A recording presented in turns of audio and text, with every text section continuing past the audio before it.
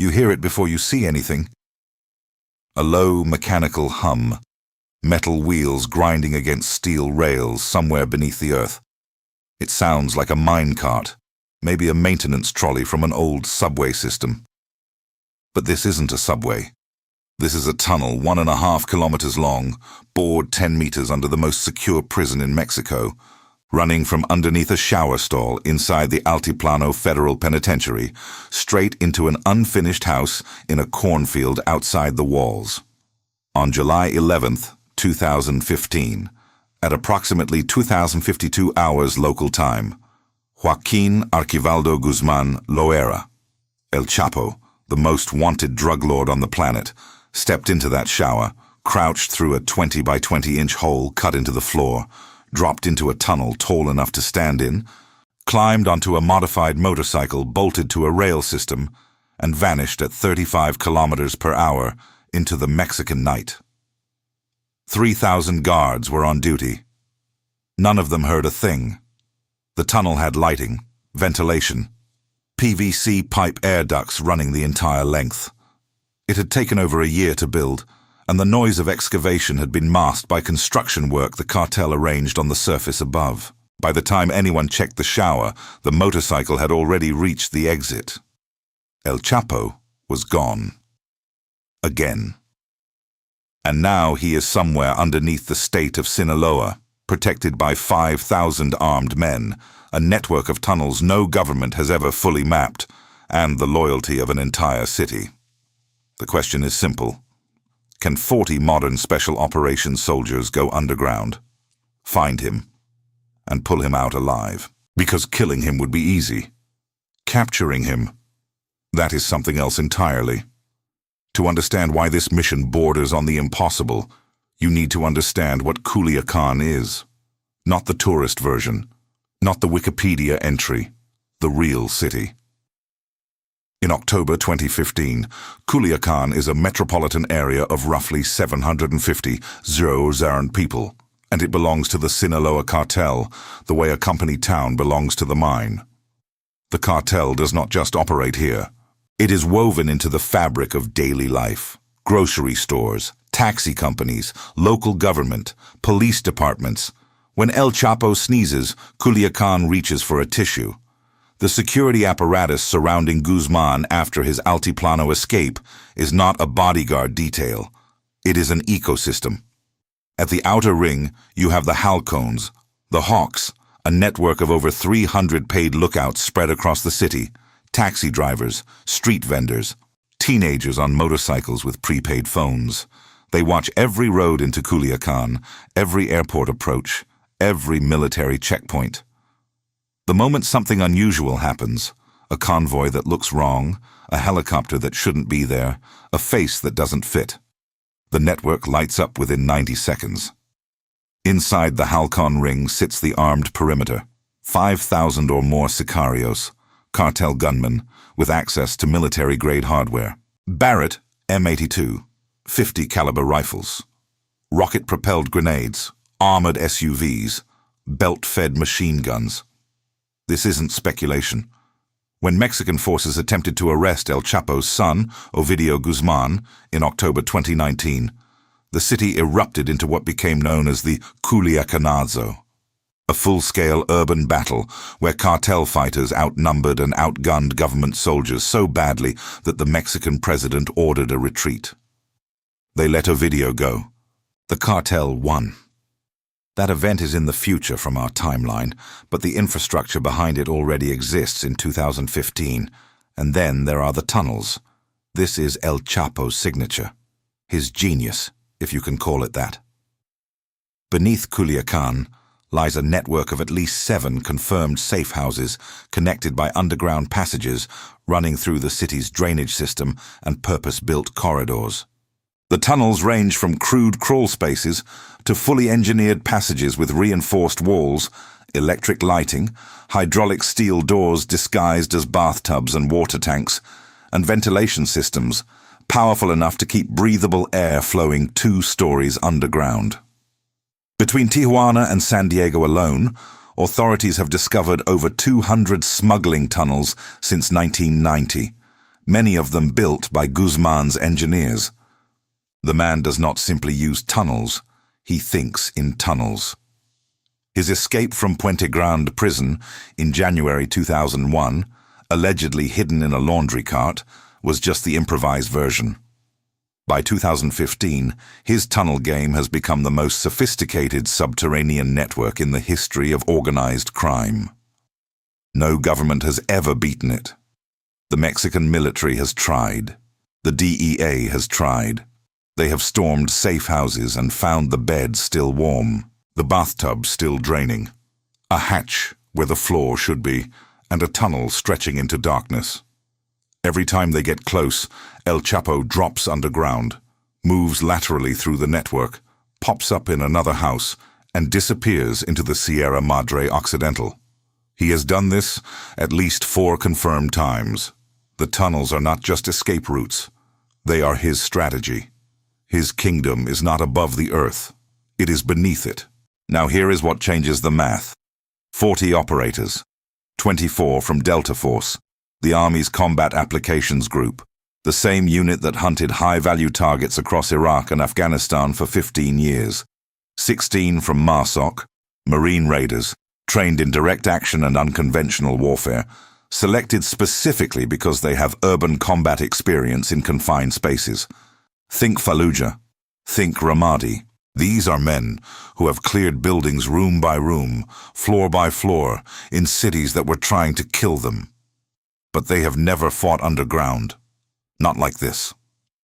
The equipment list is what separates this from every previous attempt to catch Guzman. Each operator carries a suppressed HK-416 with subsonic 300 blackout rounds, no muzzle flash visible to the naked eye, and a sound signature that dissipates within 40 meters in open air. In a tunnel, that distance drops to 15, still enough. Night vision, PVS-31 binocular units, Gen 3 white phosphor, turning absolute darkness into a gray-green world where every detail is visible at 100 meters.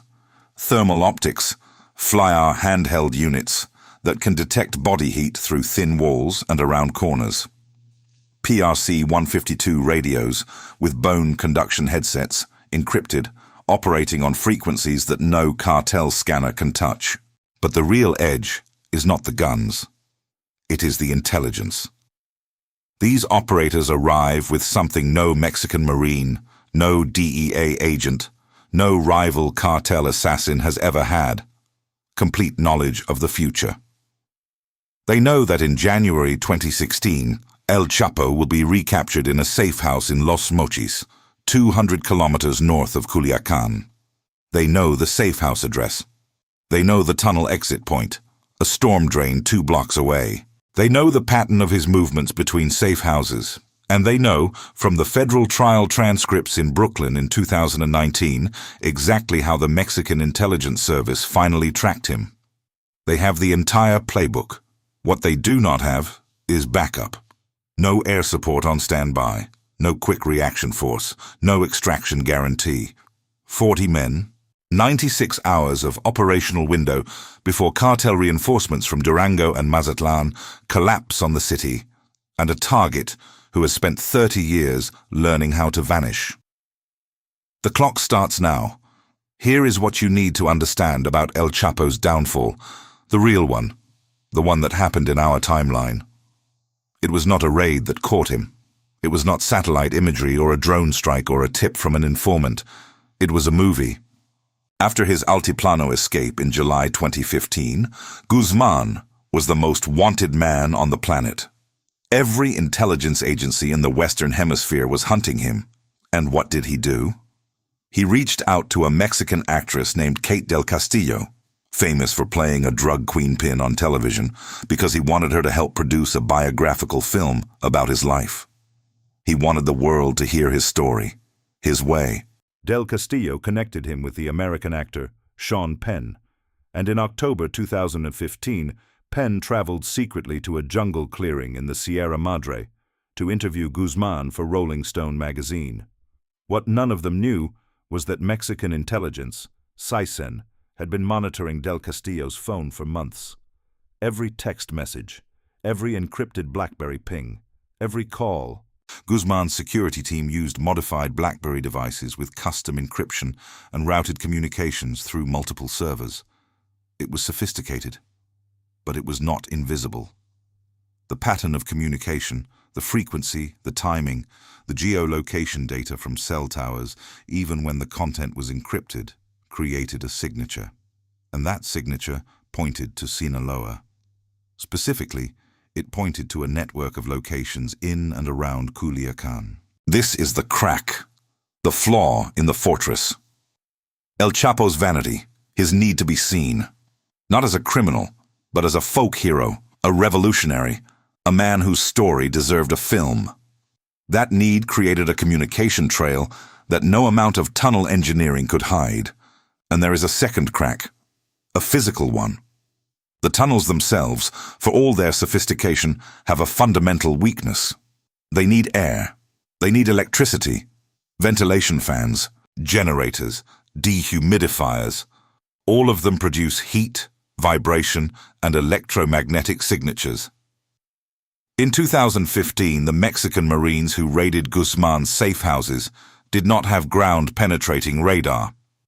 They did not have seismic sensors capable of detecting tunnel-boring vibration from the surface. But Delta Force does. The GPR units, carried by the team, can map voids in the earth up to 12 meters deep.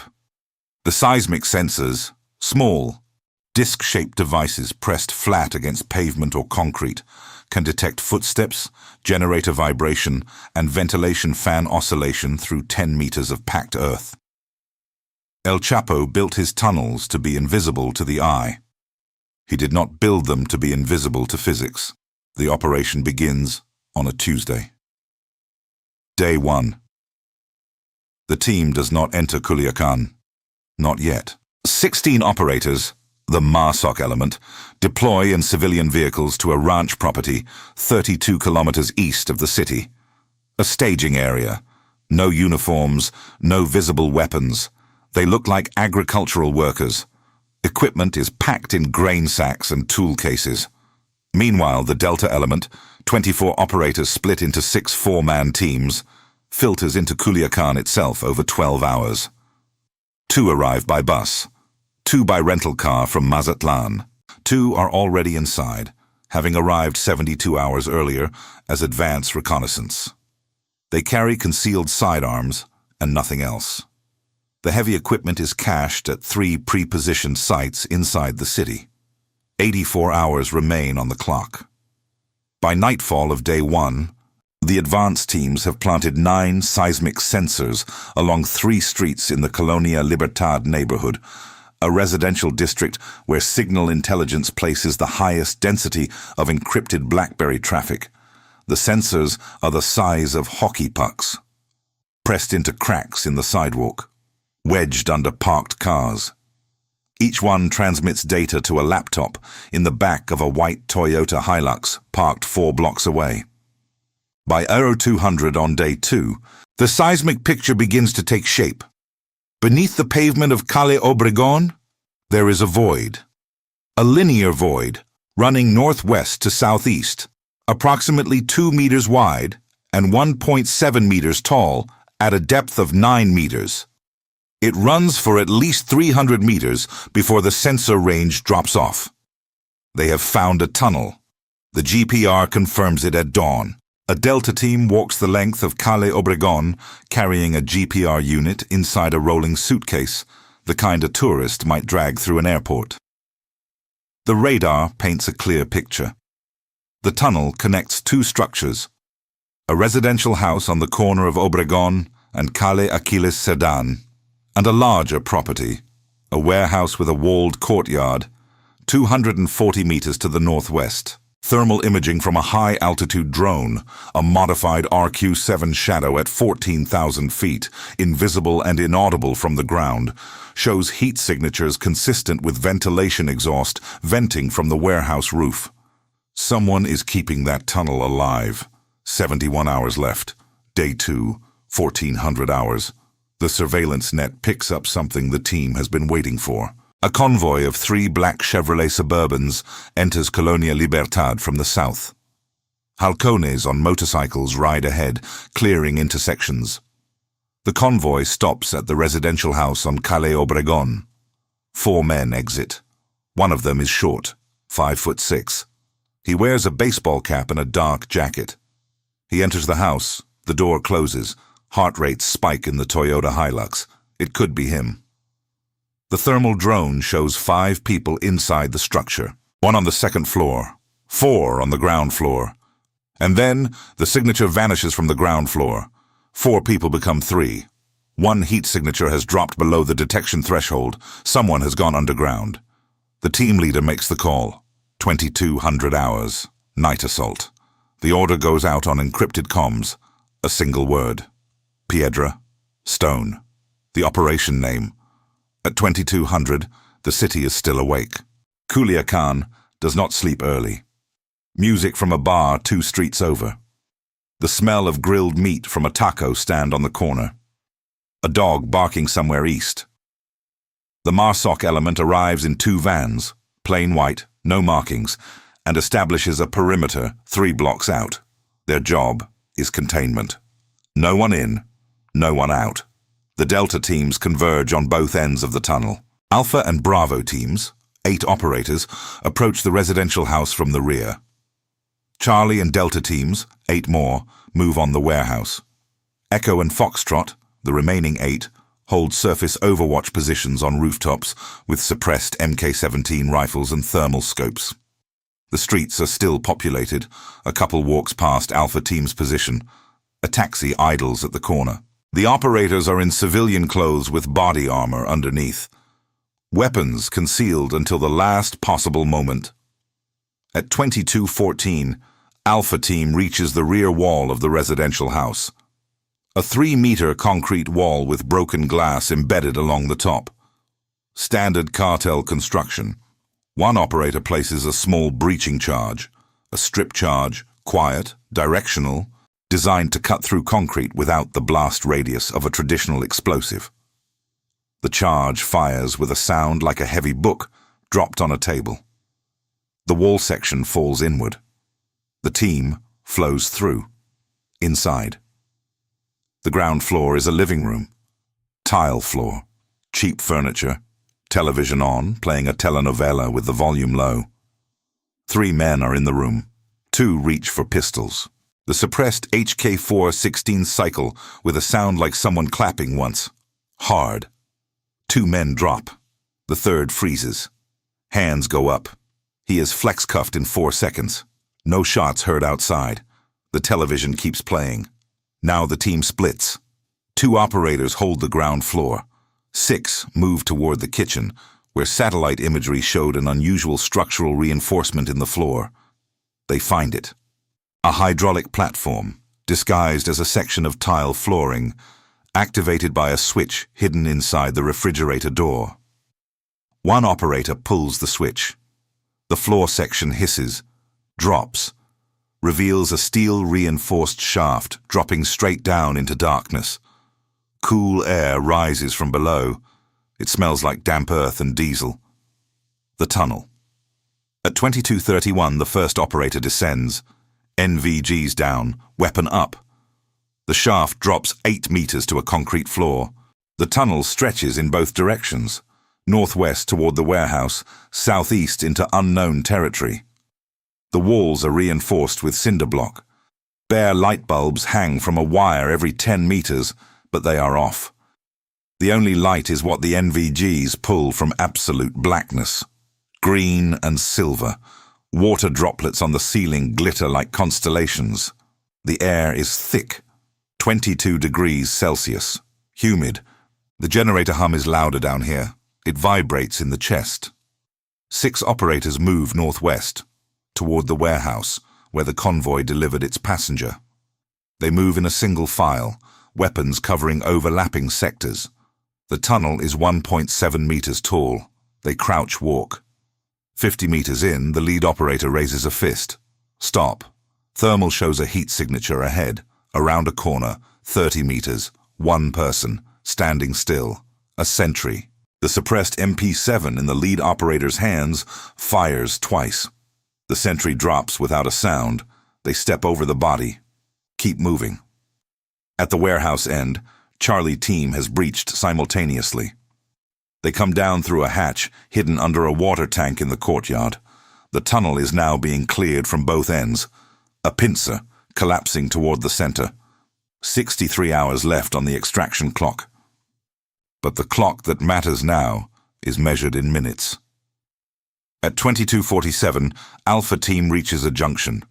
The tunnel splits. One branch continues northwest. The other curves east, toward a third structure the team did not map. An unknown exit point.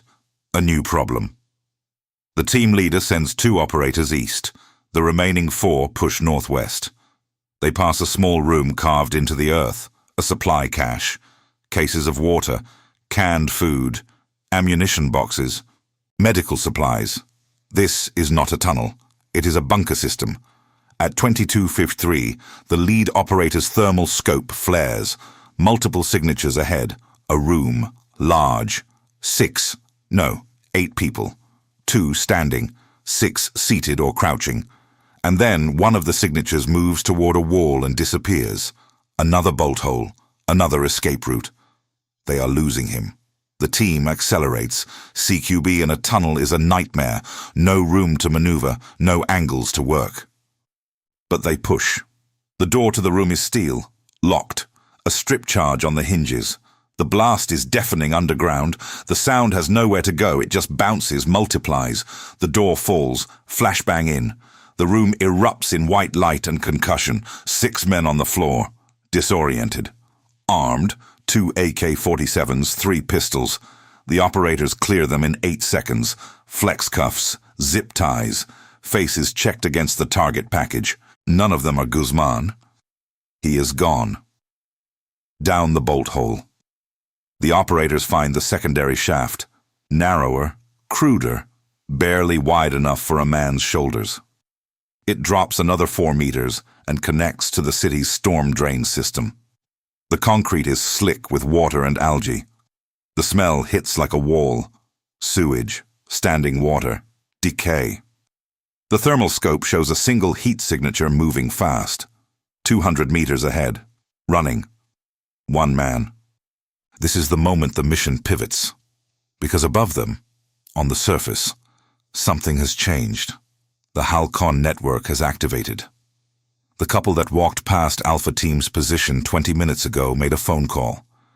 The taxi driver at the corner sent a text, and now Culiacán is waking up. Not slowly, all at once. The MARSOC perimeter teams report movement on all 4 approach roads.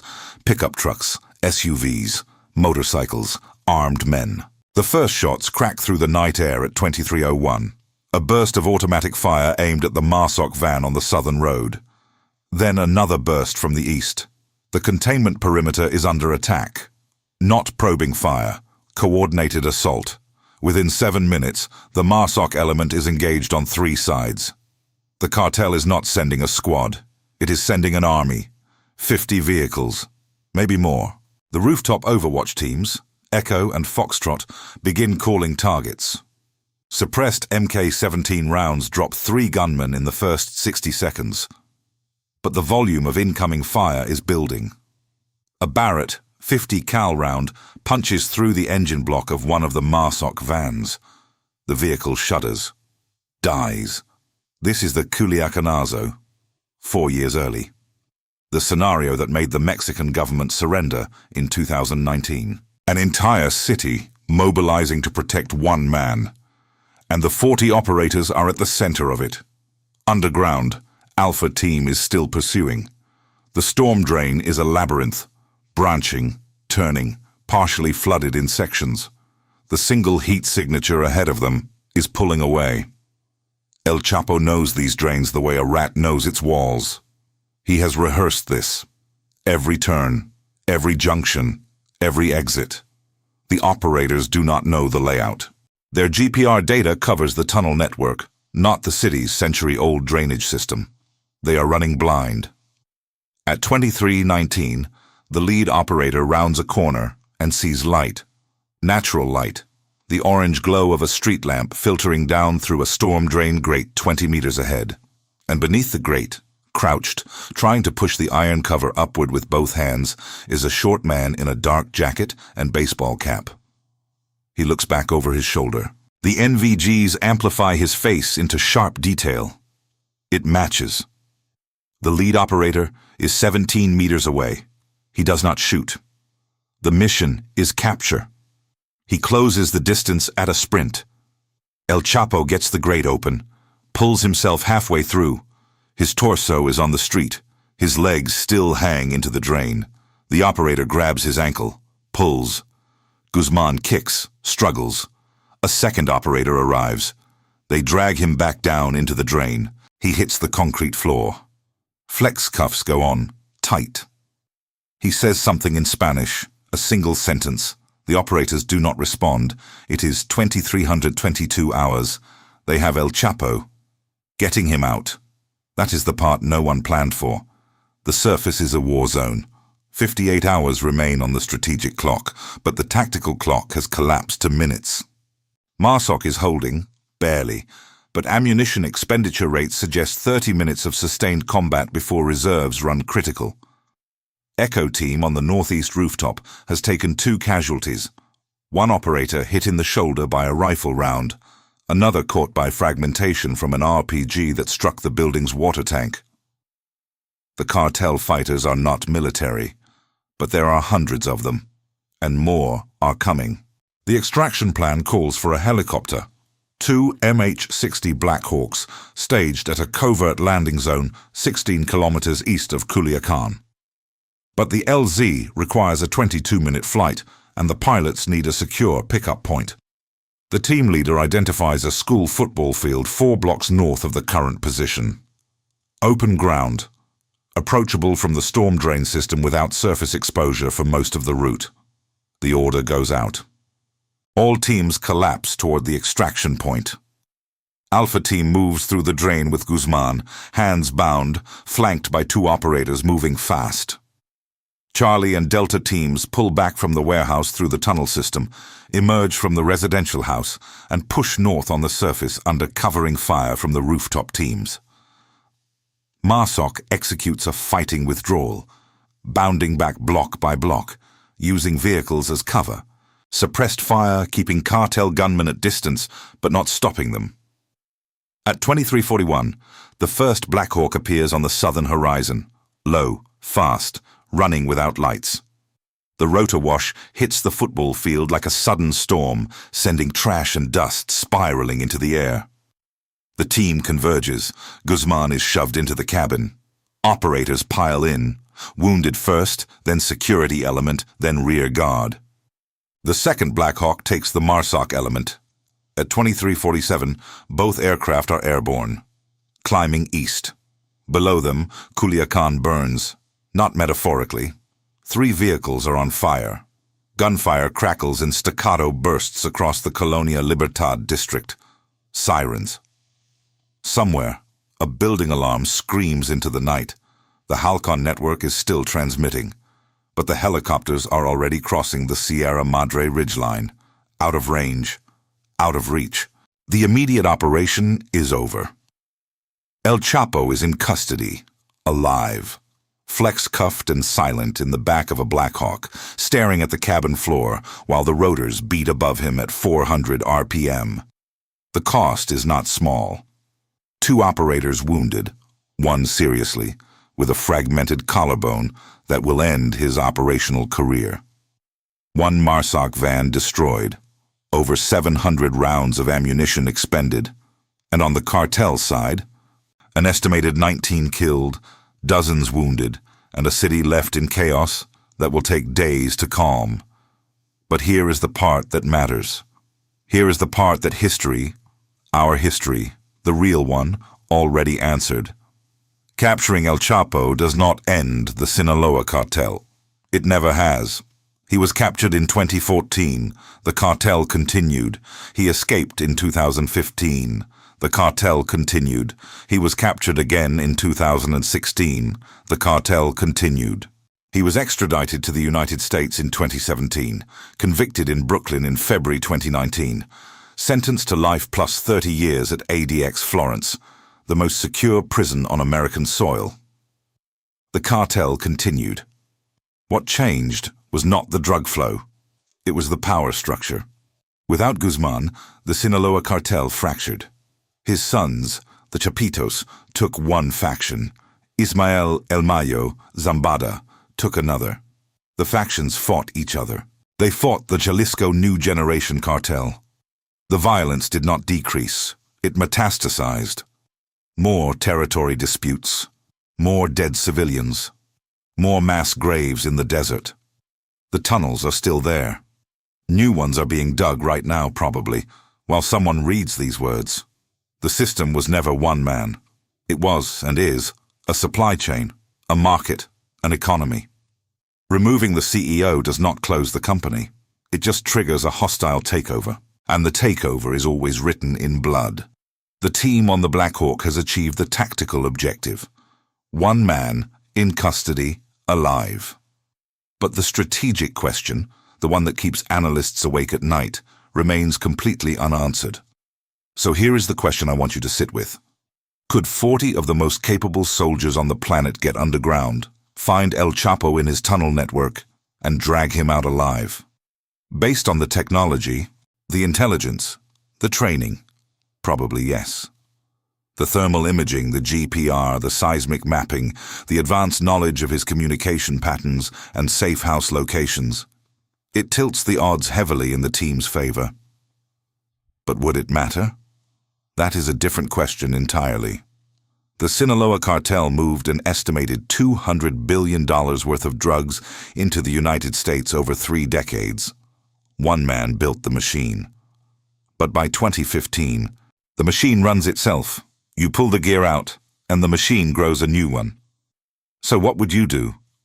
Would you send the team, risk 40 lives, and trigger a citywide battle that kills civilians caught in the crossfire, to capture one man who the system will replace within a year?